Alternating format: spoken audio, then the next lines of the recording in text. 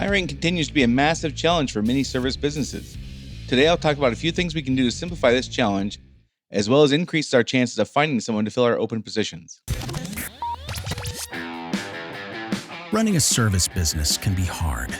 It is not unusual for business owners in industries like contracting, home repair, auto repair, business-to-business services like janitorial, IT and accounting, and many others to feel overwhelmed by all the priorities facing them at any given time. Between addressing the needs of the customers, managing the employees, figuring out the financials, and getting processes in place, feeling like you're making significant progress on your business journey can be difficult. Welcome to Service Industry Success, hosted by Brian Harding. Each week, Brian will look at real-world strategies for building the business you are dreaming of, while also sharing tactics to get through some of the most frustrating parts of business ownership with a lot more ease. Let's get started.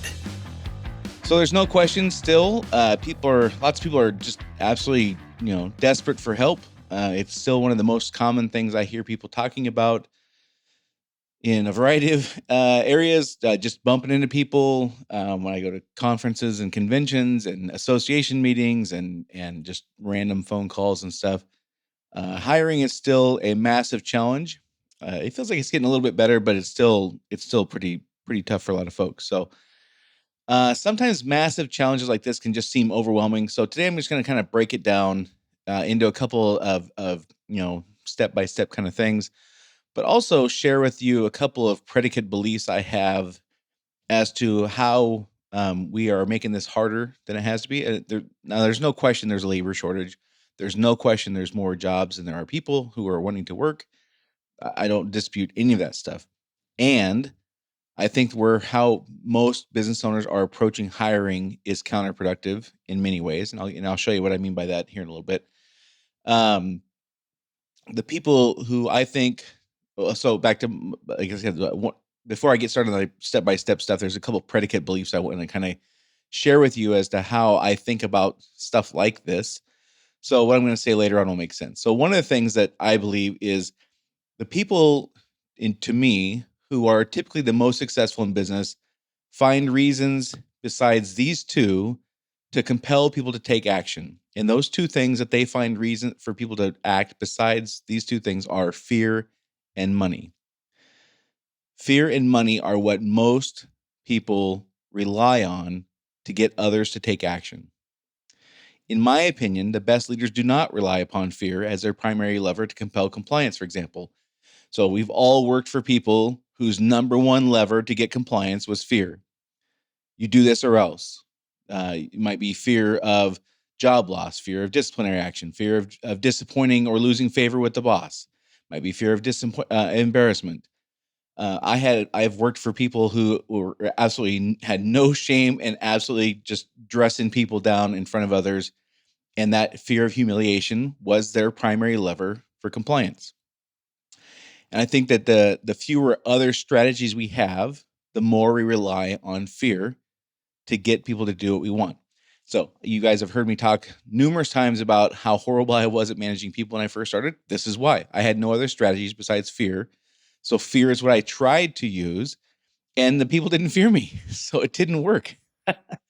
It just was not, it didn't work in that setting. I had a title and that was it, but it didn't work. So I think also the people who are struggling now the most with getting compliance and buy-in and participation with their employees that fear is gone.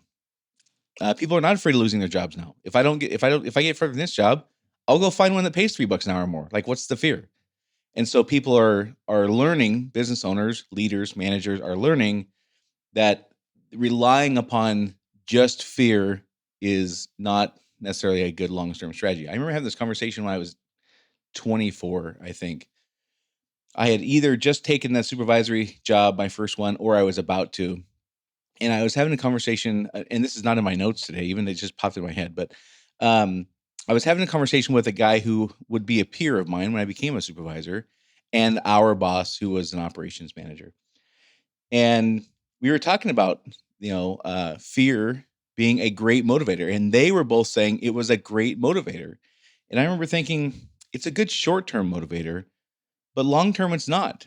I don't think it is. I mean, if that's what we rely upon, the culture we end up with is not one where people are innovative, where they take initiative, where they volunteer, where they want to help each other out, where they want to seek improvement. Like, if people are scared, they react, they don't act. And so I just remember thinking, and I'm not sure why that popped in my head today, but I just remember thinking that, yeah, it's a great short term lever, but long term, we better have something better. And even again, I was in the beginning of my career where I was not very good at this. I even recognized it then, but I had nothing else to rely upon. So I just fell to what all I had, which was that very thing. Other examples where I don't think fear is the best lever. Some of the best salespeople use scarcity and urgency to supplement their offers to kind of get people to act now versus uh, delaying a decision or something like that. But they don't rely on scarcity or urgency as the entire reason a buyer should choose from them. You wouldn't want to be trying to sell a new HVAC unit by trying to convince people you're the only person who could do this, and the only time you have us today. Like, that's ludicrous. They would laugh at you. Probably they would tell you to get out of their house. That wouldn't work. Most companies perform better over the long run by providing more, not charging less. So this is, now we're talking about money, of course. Fear and money are the two levers that we are seeing people kind of default to right now, and they're struggling. And this is where I'm kind of going with the reason they're struggling, is because these are the mechanisms we're used to. In 2010, you could put an ad on Indeed or Craigslist or wherever you advertise, and put an ad out there for $18 an hour. And if a month later you didn't get a response, you changed it to $19 an hour, and you'd have 25 people. That is not the case anymore. And long term, companies that rely upon dollars perform more poorly than companies that rely upon providing more or better service.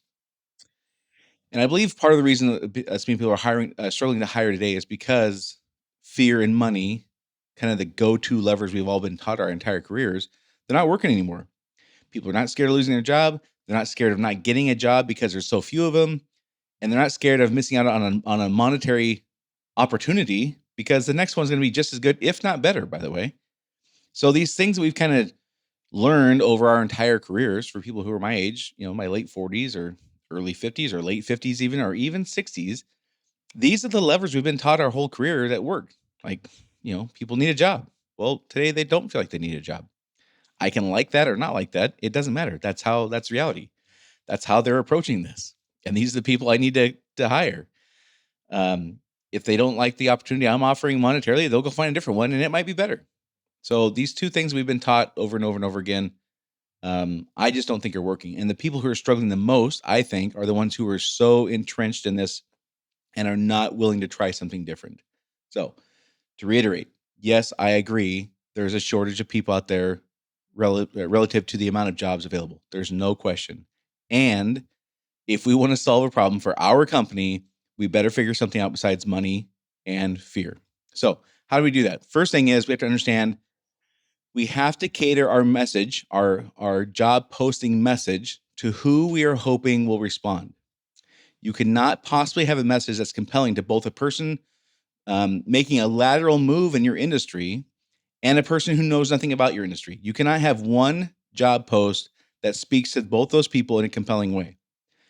If you try to talk to both of them, you'll reach neither of them. You can't talk to a person who understands your industry, understands the job, knows they're making a lateral move, and talk about things that would get them to understand you're talking to them and they should act, without losing the person who has no frame of reference for what you're talking about. Conversely, if you're talking to a person who is new to the industry and doesn't know all the nuances and things like that, the person who's making a lateral move would tune it up because they're like, I know all this stuff. They're not talking to me. This is for a person who doesn't know this stuff. So the first thing we have to wrap our heads around is we cannot have a one-size-fits-all message.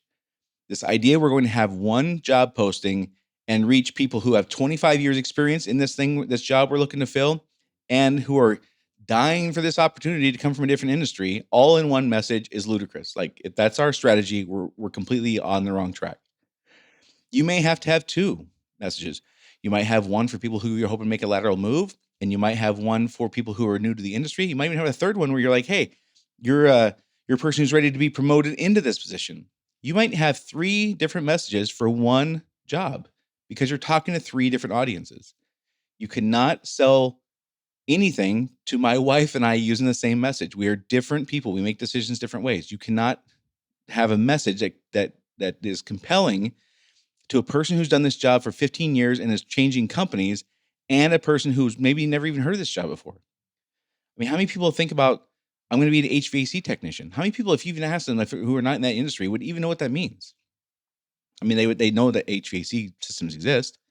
They have no idea what kind of training it takes. They have no idea what the criteria for hiring are. Like, they don't know any of this stuff. So we have to have a message that caters to who we are hoping will respond. That's first and foremost. So once we understand that, the obvious question is the person we're talking to in this particular ad, this particular job posting, in our industry or not? If so, why should they choose that? Why should they consider coming to your company and instead of staying where they are? And here's where we begin to get in trouble. If wages alone are your selling point, you're probably in trouble. One of the reasons is if they come to you for that extra $2 an hour, they will also leave you for that $2 an hour later on. This idea that they're going to come to you because you offer $2 an hour and then they're going to retire there because we're so awesome, and no $2 an hour could ever again get them to move companies. That's crazy. That's just not how it's going to happen.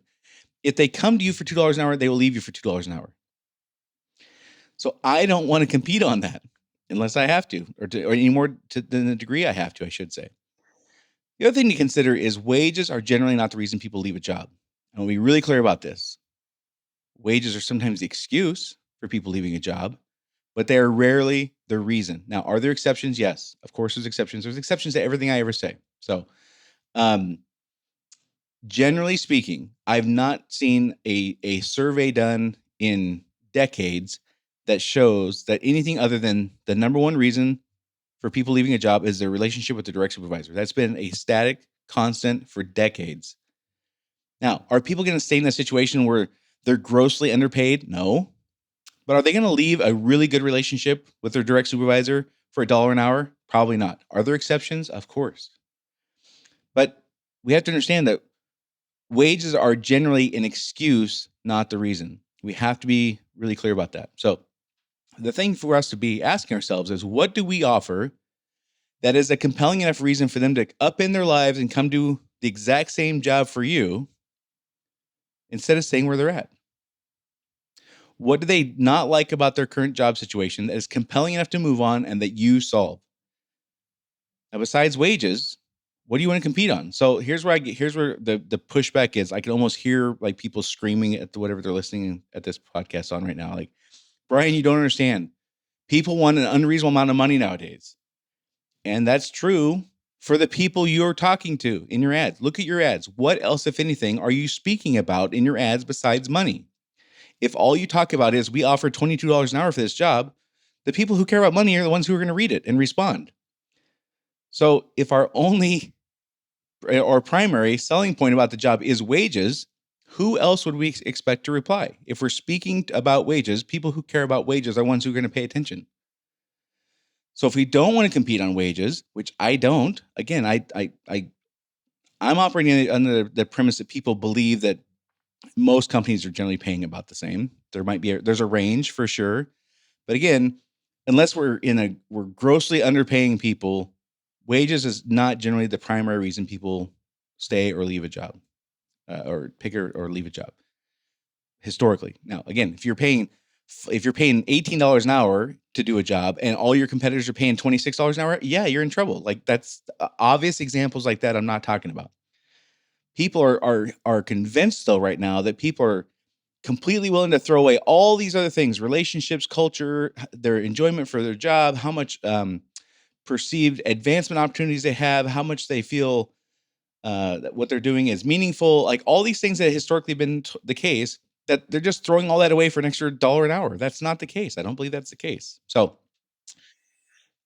the other thing is we got to figure out, well, if we're going to say that pay is a major factor in the equation, fine, I get that. Okay, so figure that pay is now a more compelling reason it was 5 years ago, and I don't disagree with that at all. So here's what I would suggest for you, though. If you just can't get around this idea that pay is like the most important thing, fine, I got that.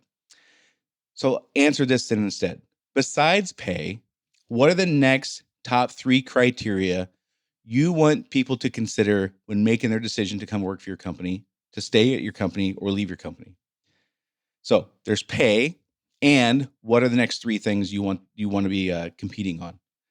And we got to be specific here, and we got to have things that are hopefully like somewhat measurable. We can't say things like, "Well, we provide a great work environment. We have a great team atmosphere." Well, who isn't going to say that they provide a great work environment? Like, what company would not would like openly say, "No, we don't have that." So we can't say the same things everybody else is going to say and expect to get some kind of massive result. So we have to figure out if you're just locked in this thing like, Brian, you don't get it, you completely lost your mind. All people care about is money. Fine.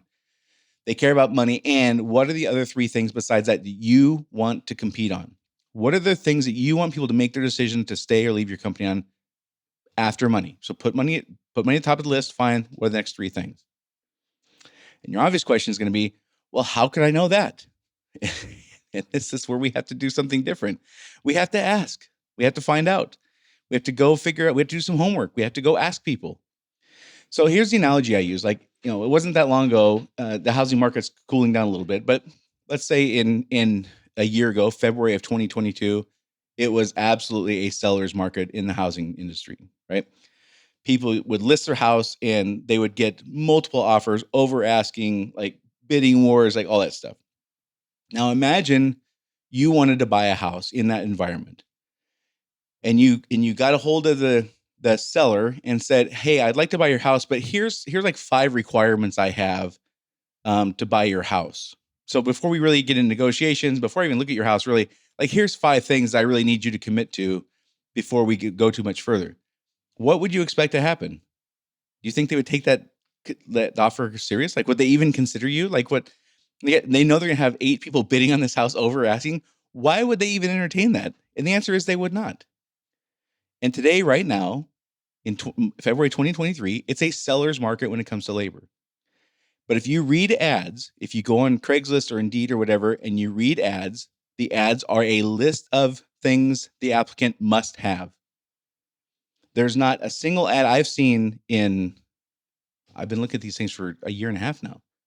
There's not a single ad I've seen yet, just randomly looking. I'm not saying I've looked at every one, but just randomly going on to Craigslist and Indeed and things like that and looking, where it's anything other than, here's a list of requirements. I don't see ads where they say, "Hey, we know you have this problem and here's how we solve it." If there was ads like that, people would respond. And if you want to know more about how to do that, you can go to freehiringwebinar.com. That's freehiringwebinar.com. It's about an hour webinar I did where I walk you through this step by step. So we have to stop acting like we're in a buyer's market on labor. We're not. It's a seller's market. And we have to have solutions that work in that market. Developing a better solution requires doing the development work, which is asking, why would they want to come here instead of staying where they're at? Why would they want to come here instead of going to a different company? Oh, well, it's about money. Okay. After money, what do they care about? What are the things I want to compete on? If I don't want to compete on money, what do I want to compete on specifically? So once we have our list of 3 reasons, pay, and then the other 3, focus on the other 3. Pay is not as much as our control. And if you nail number 2, when you nail number 3, pay will be less of a factor, and you'll attract people who make decisions on things besides just the money, which is the same reason they're going to leave you in a year from now. All right. So if this person is not currently working in an industry, there's really only 5 labor pools to draw from. There's people making more money than this position. There's people making the same money, people making less money, people not yet even in the workforce, like people still in high school or college or whatever, and people who have left the workforce, either the retirees, those who just decided it's not worth it to work right now. If we're going to go for people outside of our industry, we'd better know why they should choose our industry instead of the one they're in. Basic question. If this industry pays, the one I'm in, whatever industry I'm in, pays the same as the one I think people should come to me from, why should they do that besides pay? Or if pay is a factor, why? I mean, but I better know, if I think this money should come from a different industry to mine, if I'm trying to pull people out of a different industry into mine, I better be able to answer this basic question: what's in it for them to be in this industry instead of the one they're in? And if I don't have an answer for that, I have not much of a message I could articulate to get them to make that decision. And again, if I'm relying on money only, Well, then they're going to go, well, hey, if I can make it $2 an hour more doing this job, what other kinds of jobs can I look for? And they'll go look for money in different places, right? So again, the obvious question is going to be, well, how could I know that? Well, same thing. You have to ask or find some other way to figure it out. What don't they like about the industry they're in? And if you go to freehiringwebinar.com, I give you some examples where there's things that they really don't like about what they're doing. There's very specific things that we would not even think about, but once you ask, you find out. And it's like, holy smokes, if you can just say, we don't have this thing that you hate, they're like, I'm listening. What do you got? All right. If you don't have an answer for why your industry, why should they pick your industry instead of the one that they're in, we're right back to money, which is, again, not a long-term solution. Now, I want to be really clear about something here. When we're talking about like front desk, office, clerical work, there's kind of an exception here. Office work at a dental office is not necessarily all that different than office work at a chiropractic office. Dispatch work for a carpet cleaning company is not that different from dispatch work in a plumbing company. I say different industries, I mean that they're doing different kinds of work. So a receptionist, a receptionist may not be a different industry, even though you pull them from a different industry, it might be the same for them. So you kind of have to know for your people in your position, like if you're a chiropractic company pulling somebody from a medical office or a dental office, is that much difference? You would know that better than me for sure. So when I talk about different industries, I just want to be clear. I'm talking about generally the revenue producing positions. Office work is a little different. Like people move from trucking to contractors. Like that's a pretty fluid move. Like that's not really a big deal. So, assuming you're not talking to people that are making more money, like you're not trying to get somebody to take $25 an hour if they're usually making 30. I'm assuming you're not doing that unless you have a really compelling reason they should do it, like less stress or more time at home or something like that. Those things might exist, but generally speaking, people would not be trying to do that. You're probably not generally talking to people who are not yet in the workforce, like people still in high school or whatever. You might, if you're like grooming people to, hey, you're going to graduate in 6 months. We can't wait to hire you. That's awesome. Do that. But you're probably not talking to retirees and people who just like giving up on working. Although if you think you have a message that is compelling to them, then go for it. Like I'm all for it. We're generally going to be talking to people, though, who are making the same money or less money. So if it's the same money, if their hourly wage is not going to increase, why should they make this change if money is not a factor? We have to be specific. If we're talking if we think money is a compelling factor, for those who are making less, for example, here's something I would suggest. So now this is very specific. You have a position paying X dollars an hour, $20 an hour, let's say, and you want to draw from people who are making $17 an hour, wherever this is, all right? And you think money is a compelling thing, and you want to pull from different industries. So here's what I would suggest. List 10 industries you could pull from. What are 10 industries where the employee could significantly raise their standard of living in a reasonable amount of time by changing their industry? So I'm paying $23 an hour for entry level. They're currently making $20 an hour where they're at in a different industry. What are 10 industries I could pull from? Of these, then, after we've done the list of 10, I would go back and say, what are the top 3 I think I could have the best chance of success in hiring? Now, when I say best chance, here's what I'm considering. Would the candidates that work in that industry be a good fit for me, meaning they have skills that are easily adaptable? They have X skills that once they know that, learning this thing that I do is pretty easy. So they would be a good fit for me.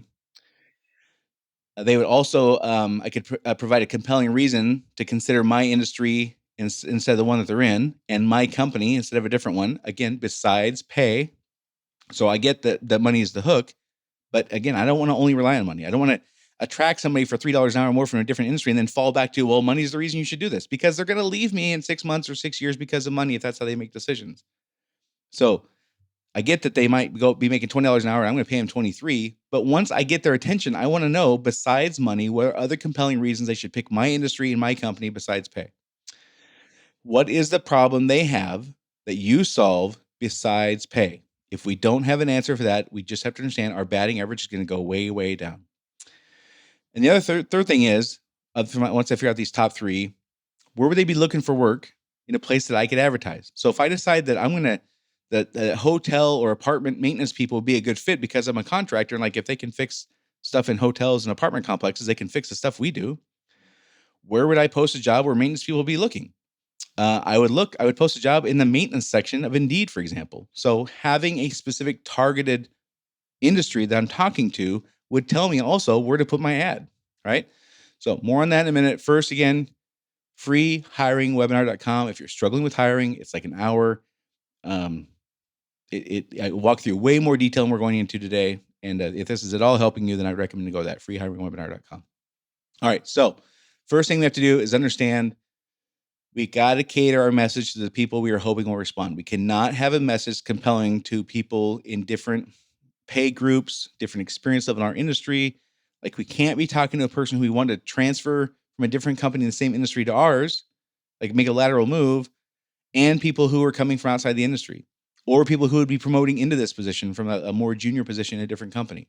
Like we can't have one message that talks to all those. We have to have a message talking to a person with a problem, right? And hopefully that problem is not money. We have to, I keep going back to this seller's market in the housing thing. This is the crux of the problem I think people are having now. Again, yes, there's a shortage of people, and we're exacerbating it because we're treating this like it's a buyer's market in labor, and it's a seller's market. Whoever needs this less has to provide more. Whoever needs this less has to be more compelling. Like I'm sorry, I had that backwards. Whoever needs this more has to be more compelling in their offer. We need the labor more than the labor needs us right now. We have to be more compelling. And if we want to compete, if we want to compete on something besides money, then we got to compete on something besides money. If we don't like the fact that people are coming and going for $2 an hour, stop competing on $2 an hour. Come up with something better. And in most cases, money, I think, again, is the excuse. It's not generally the reason. Again, there's exceptions, but generally speaking, historically, for decades, people stay or leave a job because of the relationship with their direct supervisor, the purpose they have in their work, their opportunities for advancement. Those are the kinds of things that make people love or hate a job. Generally speaking, wages is often just the excuse. Wages is how they explain to their wife it's okay to do this. Wages is how they can explain to their friends, like, this is why I left my job after 7 years. This is how they justify it. They make an emotional decision and they justify it by saying, I got an extra 75 cents working over there. All right. So if we're tired of gaining or losing people over a couple dollars an hour, then find something else to compete. All right. Don't forget freehiringwebinar.com to get more information on this. And for those of you who have had taken a moment here recently to give me some reviews, I really appreciate that. Thank you very much. If you haven't yet, take 2 seconds and subscribe to this thing. And maybe most importantly, what we're trying to accomplish here is just making things easier for people, business owners. So take a moment, if you would, and just share this with a friend. Post it on Facebook. There's been some people who've done that recently. I really thank you for that. Just share it with people. Like, we're all struggling with this stuff. So the more we can help each other out, I think the better off we all are. So if you haven't had a chance yet, share it with a friend, subscribe, leave a rating review. That's how we grow these things. And that's it for this week. And I'll see y'all next week.